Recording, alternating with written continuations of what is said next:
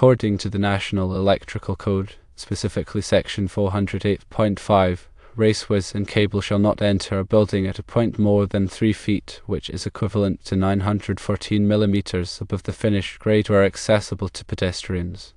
The situation described violates this code. The conduits entering the open bottom enclosure are more than 3 inches above the floor. The floor is accessible to pedestrians. The code requirement is designed to prevent tripping hazards. The reasoning behind the 3-inch rule is primarily to protect pedestrians from tripping over raceways and cables. This is particularly important in areas with significant foot traffic, such as commercial buildings or schools. The 3-inch rule also enhances safety.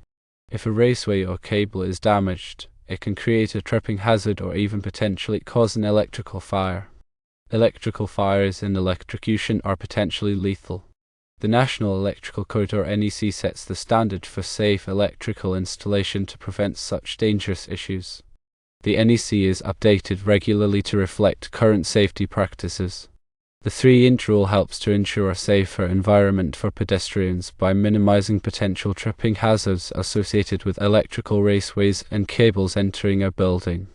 If the conduits are higher than the code permits, it increases the risk of someone tripping and falling, particularly in areas with limited visibility or high pedestrian traffic. This can lead to injuries and potential liability issues.